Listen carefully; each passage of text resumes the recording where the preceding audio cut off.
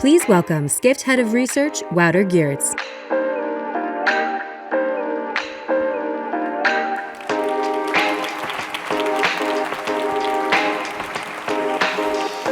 Good morning. Morning, everyone. Thanks for being here today. Travel, it meant something different to our grandparents, to our parents, than to us, you and me. It will mean something different to our kids and our grandkids. The words, "we're entering a golden age of travel," were muttered by our grandparents. They were muttered by our parents. They're muttered by us today. In the 1950s, jet engines really changed travel, and it really opened up the world to travel. 1970s, the deregulation of aviation really brought travel to the masses. 1990, obviously, the internet revolution really changed how we're planning and how we're booking travel. And today, we have AI, and we're not necessarily sure yet how that's going to change travel exactly, but we know it's going to have a big impact. At the same time, what we're starting to realize, and I think a lot of people have probably realized this for a long time, is that travel and its physical element of it is extremely important. And unless you've invested all your money in the metaverse, you probably agree with that. People are lonelier today than they've ever been. People spend more time on their digital devices than they've ever done, and they spend less time with their friends and family. So the human element, the actual physical element of travel, is extremely important. But at the same time, the digital world is here. And so we can't stick our heads in the sand and say, we're going to continue travel the way it is. But at the same time, we need to realize how important travel is from a human perspective for the industry. So how do you as an industry, settle this dichotomy, if you like, between the digital and the human? We at Skift Research believe that the physical element of travel will continue to be as important as it's ever been. Maybe it will be even more important than it's ever been. But at the same time, travel has so many stressors, so much anxiety, so many issues that can be resolved with technology, and especially with new technology like AI, that we feel that there's a real opportunity here for the industry to start looking at the implications of AI. As an industry, we make a lot of promises, implicit as well as explicit. We tell people that they're going to have beautiful white sandy beaches. We tell them they're going to be amazing snowy slopes. We talk about cocktails by the pool. We talk about trips of a lifetime. And more mundane stuff, we say that their bags will arrive on time, we'll give them clean hotel rooms, we'll give them seamless transfers at the airport. So many promises being made, and sadly, a lot of promises also being broken once in a while. We've seen this especially coming out of the pandemic. And technology, modern technology, AI, generative AI, machine learning, can help the industry to really solve some of these issues. As you've seen, Rafa just mentioned it, this conference will be a lot about AI, and in this first session, we really want to talk about what is the promise of travel in a world of AI. We launched a report that's gone live this morning with the amazing team at McKinsey to talk about exactly that topic. You can download the report now on our website. We've been working with McKinsey for just over 3 years now. We've produced 4 reports in that time, all of them big topics, trying to come up with solutions for the industry about something that is, at that point, and probably still is, extremely relevant. We talking about AI technology before in our discussions with McKinsey, but we never felt the time was right.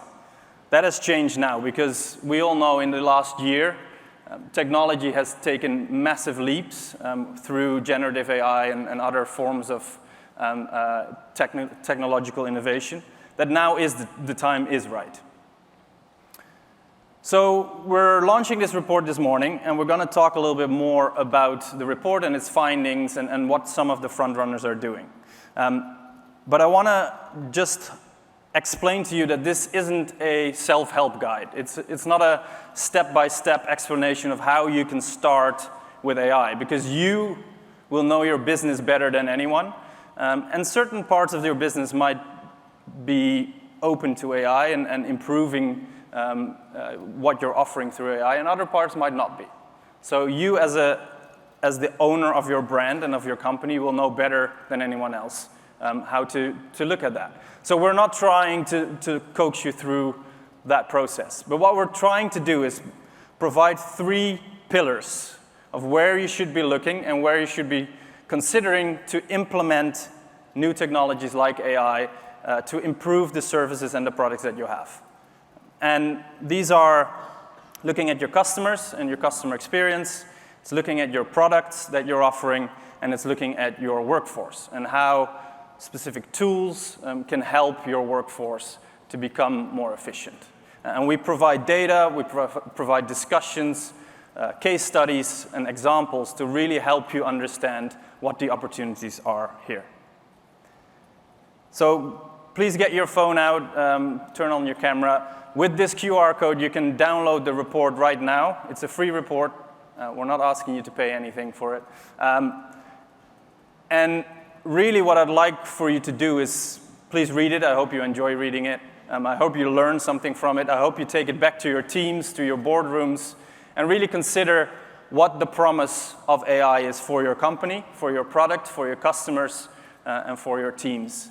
And to talk a little bit more about the report now, I'd like to invite Eric and Ben on stage, and we're going to talk through some of the implications of what we're discussing in this report. Please welcome Chief Digital Officer at Delta Airlines, Eric Phillips, and Senior Partner at McKinsey & Company, Ben Ellencweig.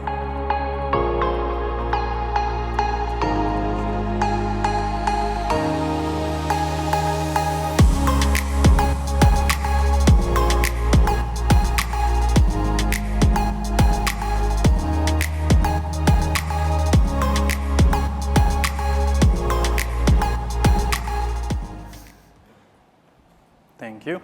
Good morning. Morning, everybody. Better AI planning would have put these chairs on the stage already, but we'll get there. Thanks both for being here this morning. Really appreciate it. So for all of you who are not aware who Ben and Eric are, Eric is the Senior Vice President and Chief Digital Officer at Delta Airlines, and Ben works in the AI practice as a senior partner for McKinsey. Eric, I'd like to start with you. We're talking about the promise of travel. To Delta, what do you feel is the promise you're making to your customers, and when are you failing that promise? Which, of course, you're not doing very often. But what do you see as a failure for your business? Well, first, good morning, everyone. Thanks for being here, and thanks to Skift for hosting the session. I think whenever you talk about travel, this is an industry that's rooted in optimism. There's optimism about the trip itself and where you're going and connecting with coworkers or clients or family. So the promise that is embedded in travel, and we take this very seriously at Delta, is that we will get you to that destination safely. We'll be clean. We'll be on time. You'll get your bags. That's a foundational piece of the travel experience. But I think even beyond that, it's the interactions that you have with Delta, whether it's on a mobile device or on Delta.com, whether it's the reservation specialist that you're talking to on the phone, a gate agent, a ticketing agent. All these things, the focus for us is how can we ensure that our customers are getting interactions with Delta employees that feels welcoming, that feels caring, that feels elevated. And I think really importantly then, digital is that thread that connects all of that. This business is really complex. There's a lot of moving pieces. It's extremely dynamic. And I think then it creates a lot of places for opportunities to get better. And I think that, the digital experience then and the digital thread that runs through the airline and the entire experience, whether you're interacting with Delta or you're moving through the airport. So there's a lot of non-Delta experiences that are occurring as well. Combining and thinking about what that seamless journey looks like from I'm shopping, I'm booking, I'm getting ready for my trip, maybe there's some changes that need to be made, getting to and through the airport and then on board the aircraft. The digital thread combines all those. And I think that's where we see huge opportunities to make improvements at those interaction points that are occurring for customers.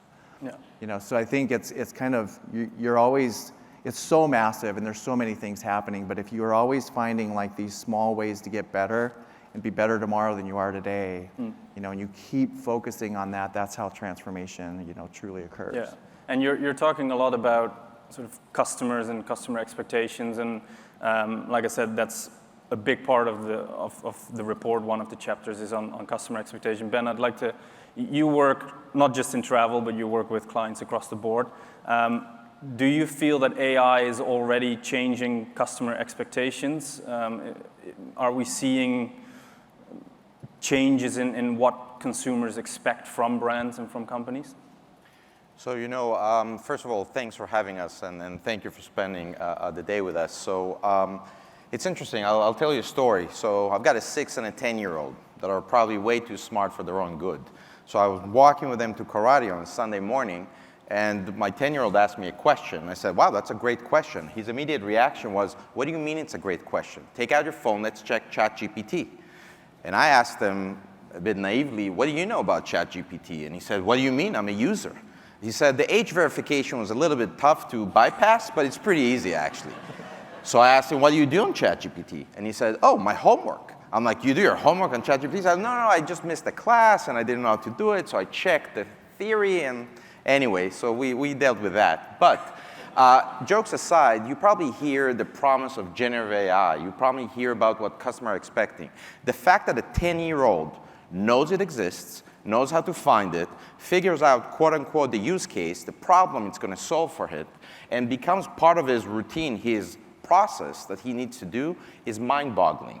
So if you're anywhere between 10 or 70 or 80, and I think unless there's some underage people here in the crowd, I think it's pretty much all of us, it is what we expect today. And travel, I think, is very unique because unlike many industries, it's extremely complex, as Eric said. It touches consumers. It's a B2C, but also a massive B2B effort. We expect real-time answers, and there's so many moving parts, let alone the legacy system that it encompasses. So I think it's a massive opportunity, and seeing other industries, travel is a little bit behind, but I think now that the hype is a little bit down after the summer, now it's exactly the right time to ask yourself, what are you doing within your company with generative AI and AI in general? So, Eric, to go back to you, what are you doing with AI? And one area, I guess, that on this stage we've talked about for years now is data and how important data is and how AI can help with that. I don't know if you can give us examples of what Delta is doing with data. I mean, do you feel like you know your customer today better than you did 2, 3, 5 years ago? And is there anything else that you're sort of working on at the moment? Yeah, so there's a lot in there. So I think, when you look at the airline industry and you look at AI, and AI is such a broad topic, there's so many pieces of kind of tools and systems within AI. We've been using it for a very long time. Before I was in this role, I was in airport operations. Before that, I was in pricing and revenue management for 12 years. There are massive machine learning tools that we are using on the commercial side from a pricing and revenue management perspective.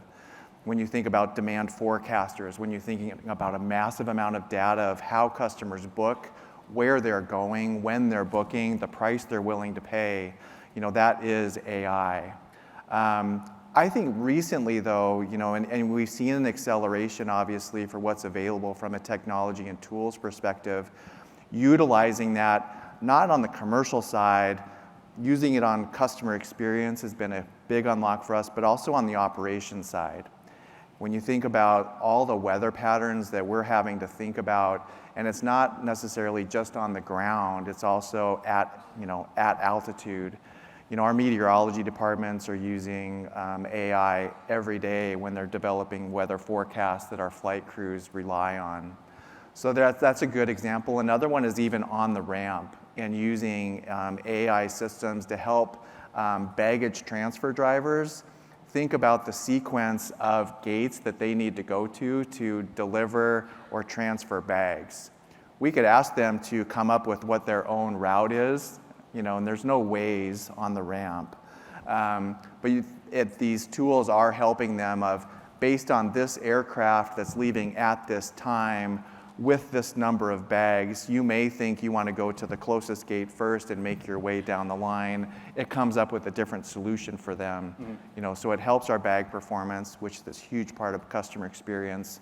So those are good examples of thinking about AI, thinking about these tools that are available for our people, to adopt and use. In terms of customer data, though, absolutely, tons of data and information out there, always has been. I think the way we use that is changing rapidly, because it's not just about, do you know me? So what is my profile? What is my history with you? What are the interactions that I've had with you? It's more about our ability to say, we know you, and we value your time. So I think using data and personalization, it's not just about making an offer, it's about valuing customers' time when they're preparing for the trip and when they're in the airport, on board the aircraft. So what is the strategy for Delta when it comes to having such a, physical product, to then merge that with all of the digital innovation that you're doing? Is there a vision? Is there a strategy of sort of, there's a line that AI won't cross, or what? I think AI is going to be an important tool for us to use, and I think that the overall vision that we're on, but a lot of people are, is how do you use the digital tools that are available out there and the technology and systems to connect things better? So we talk about travel connecting customers to destinations, but really it's about connecting these interaction points for the customer. Historically, they kind of get treated as individual transactions rather than a seamless set of interactions. And I think that's really the tool that AI is going to help us unlock, for what that experience is, whether you're interacting with someone physically or you're taking care of something yourself on the mobile device. Yeah. So, that's the vision, though. How can you make that much more seamless, much more intuitive, much simpler? Don't make the customer deal with the complexity that the airline is managing. Yeah. What strikes me is that there's obviously a lot of promise in the customer aspect of it, but you talk a lot about behind the scenes, the workforce as well. Ben, what's your view, working with all sorts of different companies, on sort of where is the main promise? Is it really customer facing, or is it the workforce? Do you have any examples of companies that have done this right so far? Yeah, I love it that you're raising the employees, because people are a little bit, we saw the headlines in the beginning, I'm going to be replaced by AI, we're all going to be replaced. The answer is usually, we're going to be replaced by people who are using AI. So, and I think it's important to remember, and actually there's a lot of studies, again, these are early days, we're in the beginning of the second inning when it comes to Gen AI and AI, but there's a lot of studies that actually show just like the calculator at the time, or Excel, or a word processor, we didn't really, some professions change, but I think it actually adds productivity. It actually allows us to almost hand over more mundane jobs and focus on what we like doing, which is interacting with people, being creative. So I'll give you an example. And again, I was kind of debating, you had a great question behind the scenes, what is kind of the best product out there? And unfortunately, the answer is, there's not that many products that are already out there. I'll give an example of what we're doing at McKinsey. At McKinsey, we basically created a virtual assistant for every employee. We're in beta version, but at this point, we have 18,000 people using it on a daily basis. Our super users are using it 70 times a day, 70, where we've taken our entire knowledge corpus, our private knowledge corpus, in a secure way, uploaded it, And with a large language model, a GenAI engine, we're basically allowing answers and questions and answer, a conversation with silicon, basically. So if you're an analyst and we're starting telling you about Skift, some of the questions you've seen on the Ask Skift, tell me about the hotel industry. What are the main revenue sources? Hey, I'm doing a service operations improvement for a hotel chain. Tell me about what they've done to date. And it even goes to write me a project work plan for 6 weeks to do that. Make it 8 weeks, et cetera, et cetera. It allows us to find the experts. It saves time. And we're in the process now of uploading also hundreds of thousands of audio, expert interviews, just like we're doing now, where it's going to be transcribed and used. And just imagine the possibilities, translating to different languages, writing PowerPoint for you, creating reports and synthesis, even in a personal voice over time, and this is just the beginning. I know it sounds a bit like science fiction, but just imagine the satisfaction and time saved for an employee.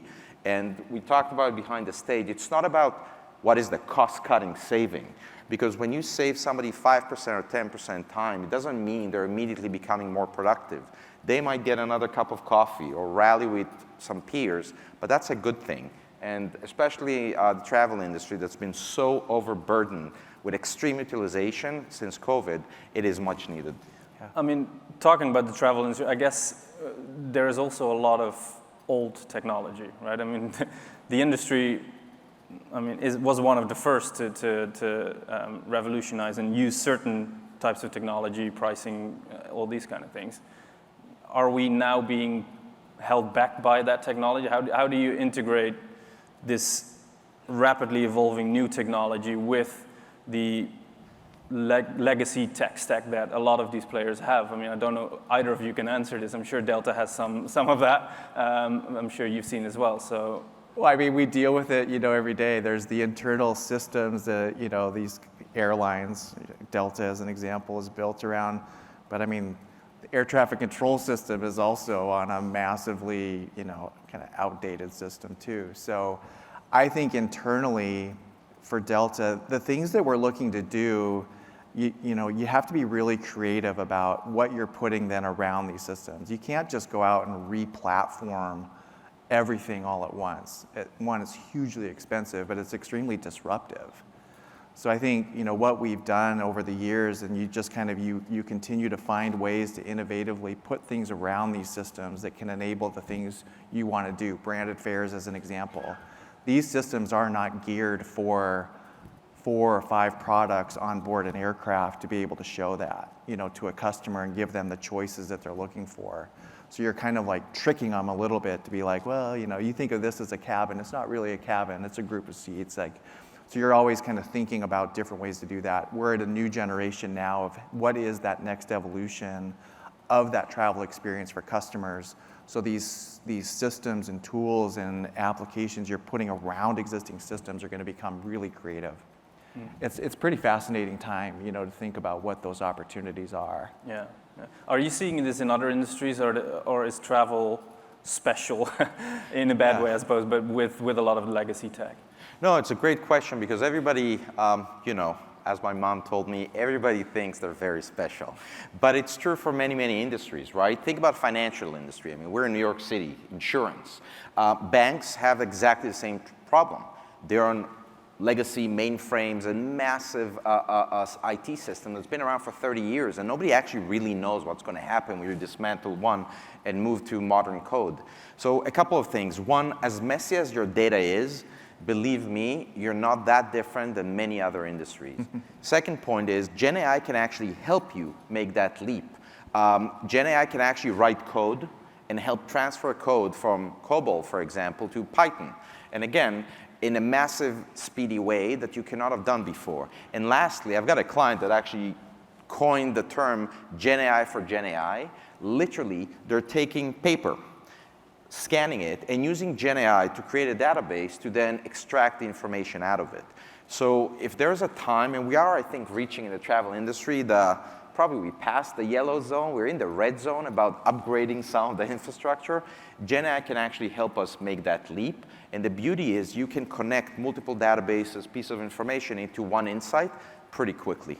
So are companies, and Delta, for example, are you looking at AI as a revenue generator? Is it a cost? And I don't know if you speak to investors, are they interested in understanding what roadmap companies have for implementing generative AI or other forms of AI? I don't know. Either of you can kick that one off, but yeah, I think actually the way we're thinking about it is, it's not just revenue and it's not just efficiency and it's not just cost. All those things have to come together. In the end, investing in these systems has to make the employee experience better when they're, addressing and interacting with customers. That makes the customer experience better. So the revenue play is, I had a good experience, I'm coming back. And I think that that's really a way to think about, the role of the business is, please come back to us. Yeah. We know there's challenges out there that we're always managing our way through, but we want you to come back to us. Any business says that. That's the revenue generation, but it keys around the experience of the customer when they're interacting with you. Yeah. And do you see investors being interested in this? Yeah, it's fascinating. I spent a lot of time with private equity and other investors. I would say the question about what are you doing about Gen AI becomes almost a table stake. You don't have to necessarily go on the journey, but at least you need to have a plan and understand the value it can generate. I think we need to understand, if there's one, I spent a lot of time also building our Gen AI ecosystem, our AI stack for McKinsey and our clients. If there's one thing to take away, whether you talk to the founders of Cohere, Anthropic, or OpenAI, they all say, we're in a point which is they never thought they'd live to see it. This is moving much faster than we thought. And I think now it's getting really interesting. When you think about the hype of technology, we're now a little bit there was the hype in the summer, now we're going a little bit down. People are saying, wow, this is actually pretty hard, but soon we're going to see the spike. And I do think that this is the time to think about it. Investors are already asking those questions. So final question, because we're almost out of time. There is a checklist at the end. Again, the QR code is up. There's a checklist at the end of the report, sort of helping companies, readers understand where exactly they stand today. If you can give one sentence, a very quick sort of step or advice or lesson that you've learned in sort of how do we start with this or how do we continue implementing this, what would it be? Well, I think the way we're thinking about it, you can develop all these technology, all these systems, all these tools. You have to really start with, will they use it? So it's not just building these tools and using this data for the sake of building a tool and using data. Yeah. So adoption management is critically important for the customer, for the employees, when you're thinking about changing the way those interactions need to occur. Cool. Ben? I would say 3 steps. 1, educate. Make sure that by end of year, and I've got a client who's doing it, every employee touches generative AI just to educate themselves about the power of it. 2nd, experiment. Even if it's going to fail, it's not going to fail, by the way. It's just going to be really productive or extremely productive. Experiment, because you need to understand how to work with different vendors, how it fits your legacy systems. And 3rd is scale. This is not about synthesis or a call summarization. This is about reimagining customer experience, redesigning your workflows to create something much, much better, not incremental. I think that's a great point to finish. Yeah. Thanks both for being here today. And again, download the report and let us know what you think. Thanks for having us.